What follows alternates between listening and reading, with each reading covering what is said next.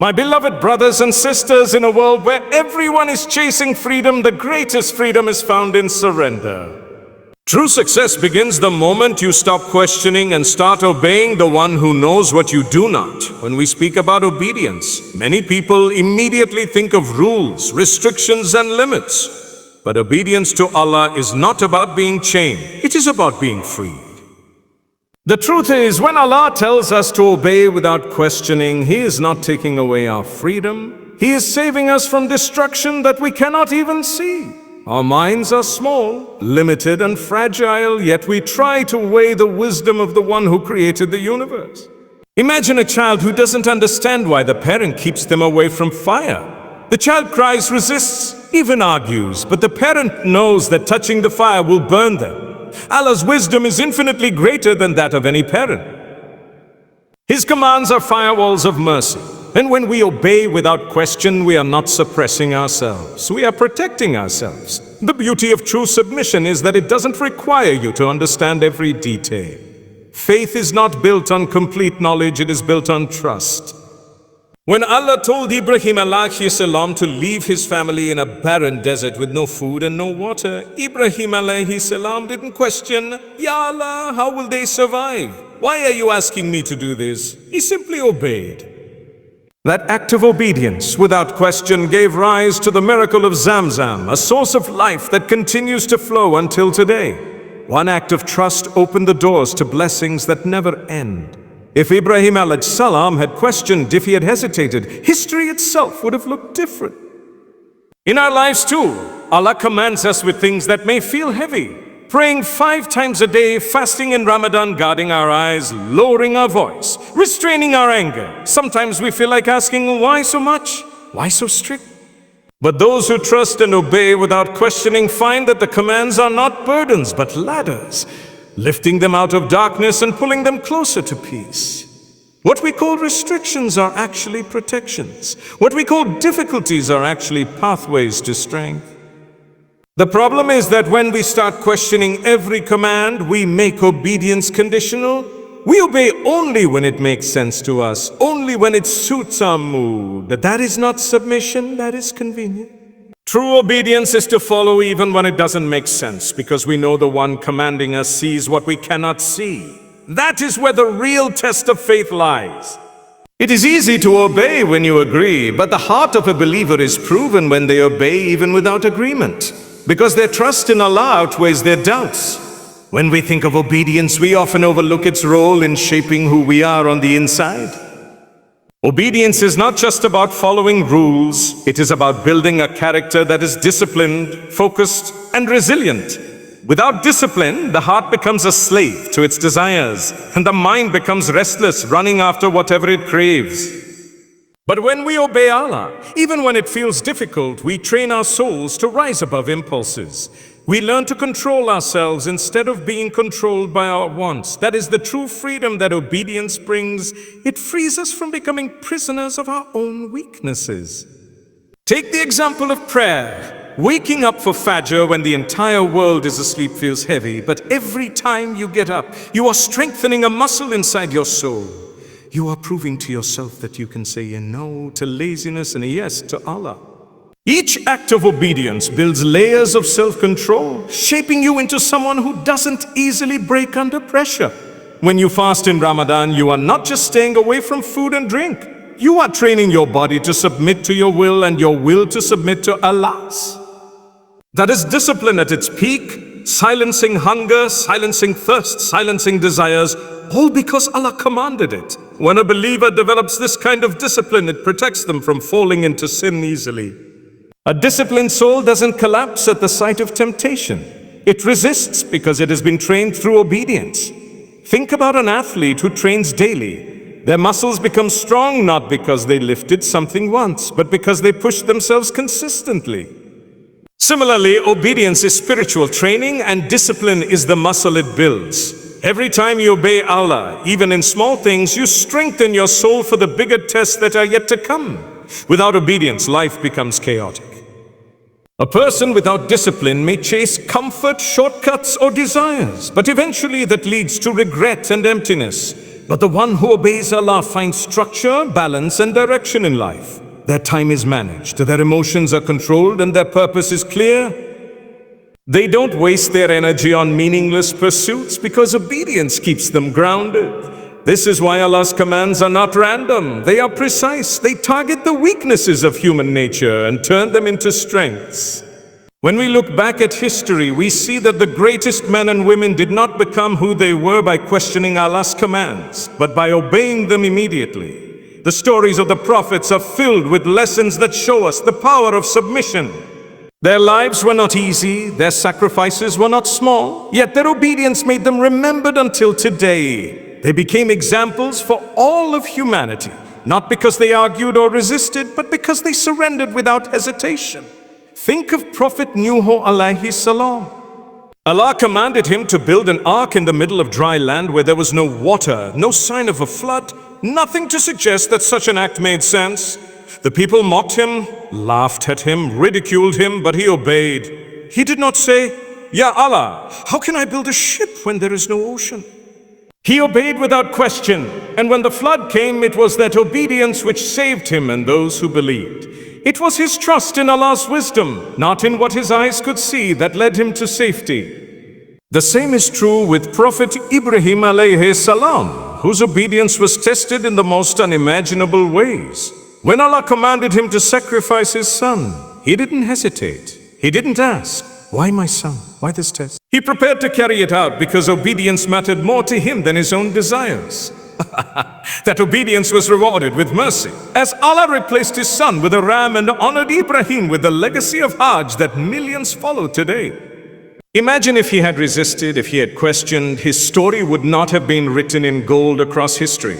And think of Prophet Musa alayhi salam, who stood before Pharaoh, the most powerful ruler of his time. Allah commanded him to go and deliver the message even though he had no army, no power, and even a speech difficulty. Musa alayhi salam could have said, "Ya Allah, I am not capable. Why me?" But he obeyed. And because of that obedience, seas were parted, nations were saved, and truth was established over falsehood. These examples show us that obedience brings miracles. The moment the servant obeys, the doors of Allah's help open in ways beyond imagination. When the prophets obeyed, Allah turned impossibilities into realities. When they trusted Him without questioning, He turned their sacrifices into eternal honor. History remembers them not because they were rich or powerful or famous in their time, but because their obedience gave birth to legacies that still guide us today. When doubts begin to take root in the heart, they slowly chip away at faith. At first, they may seem harmless, just small questions, little resistances to Allah's commands. But if left unchecked, those questions can turn into a wall between us and obedience. Questioning too much is not a sign of seeking truth, but often a sign of arrogance, of wanting Allah's commands to fit neatly into our own logic. Yet our logic is limited, our understanding is weak, and our vision is short. Allah sees the beginning and the end, the scene, but when we insist on questioning His wisdom, we are in reality elevating ourselves above the place of a servant. That is the first step towards pride, and pride is what caused Iblis to fall. Iblis did not refuse to bow to Adam alayhi salam because he lacked knowledge. He knew Allah was his creator. His downfall was pride, fueled by questioning the command. He thought, "Oh, why should I bow to him when I am better?" That single moment of questioning turned into rebellion, and rebellion led to eternal curse. If questioning destroyed one who worshipped Allah for thousands of years, what about us who already struggle to hold on to our faith? When a believer constantly questions, "Why this? Why not that? Why can't I do this? Why should I stay away from that?" they begin to justify disobedience. What starts as curiosity turns into defiance, and defiance weakens the heart until obedience feels like a burden. This is why Islam teaches us to submit first and seek wisdom later. There is nothing wrong in learning the reasons behind Allah's commands, but making obedience dependent on those reasons is dangerous. Imagine if the early believers had said, "We will only pray if we understand why." They would never have tasted the sweetness of faith. Every sin begins with a question. So we let on whispers, Why not try it once? What harm will it do? Why should you deprive yourself? And the moment we entertain that whisper, our faith begins to shake. On the other hand, those who silence such doubts with obedience find their hearts growing stronger. They may not have all the answers, but their certainty in Allah's wisdom protects them from the storm of confusion. The human heart is always searching for peace. No matter how much wealth we gather, how many friends surround us, or how many dreams we chase, there is always a restlessness inside that nothing in this world can silence. That restlessness comes from being disconnected from the one who created us. True peace does not come from having everything go our way. It comes from trusting that even when things don't make sense, Allah knows what is best. And that trust is only built through obedience. When a believer obeys Allah without questioning, something beautiful happens within them. Their heart begins to feel light.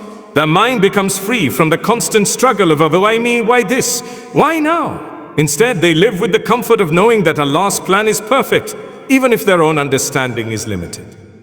This surrender removes the heavy weight of anxiety and fear because they no longer carry the burden of trying to control what only Allah can control. Think about it, when you pray on time, even if you are tired or busy, don't you feel a wave of calm afterward? That calmness is not just psychological relief, it is the tranquility that Allah places in the hearts of those who obey Him. When you avoid a sin that tempts you, your body may feel deprived for a moment, but your soul feels at ease because it knows it has been protected. The more you obey, the more peace you find, until eventually obedience becomes a source of comfort instead of struggle. People who disobey Allah often think they are choosing freedom, but what they really choose is unrest. They carry guilt, they carry emptiness, they carry endless desires that never satisfy them. But those who surrender and obey find a sweetness in their worship, a quietness in their soul, and a strength in their patience. That peace is a gift that cannot be bought with wealth or achieved with status. It can only be granted by Allah to the ones who trust Him enough to obey Him. Every human being is searching for success. Some chase it in wealth, others in recognition, some in power, and others in fleeting pleasures. But the reality is, every form of success that this world offers is temporary. It fades, it slips away, or it dies with you when you leave this life. The only success that lasts forever is the success that comes through obedience to Allah. When you obey Him, you are not just setting yourself up for a good life here. You are preparing for eternal joy in the hereafter. Obedience brings blessings in this world in ways that many people fail to recognize. When you pray, when you give charity, when you stay away from sin, Allah places barakah in your life. That barakah is not always visible in numbers or possessions, but it is felt in the ease of your affairs, in the peace of your family, and in the contentment of your heart. A person may have little, but because of their obedience, they live like they have everything. On the other hand, someone may have millions, but without obedience, their wealth becomes a burden, their home becomes restless, and their life feels empty. True success is not measured by what you hold in your hands, but by the light that fills your heart because you listen to Allah. And then comes the ultimate success, the one that begins when this short life ends. Imagine standing before Allah on the day of judgment, a day when everyone is terrified, when every soul is worried about its fate. On that day, the obedient will be honored. Their records will shine, their deeds will be heavy, and their faces will glow with light. They will hear the most beautiful words ever spoken to a human soul. Enter my paradise, my mercy is upon you. That is the success worth striving for. Because once you enter Jannah, there is no pain, no loss, no sadness, no death, only eternal happiness. But that success is not given by chance. It is earned through obedience. It is earned by trusting Allah in this life, even when His commands felt heavy. It is earned by following the straight path, even when temptation was strong. It is earned by choosing faith over desire, patience over anger, modesty over pride. Every act of obedience, no matter how small, becomes a seed planted for the gardens of paradise. So remember, success in this world is fragile, but success with Allah is eternal. Don't question, just obey.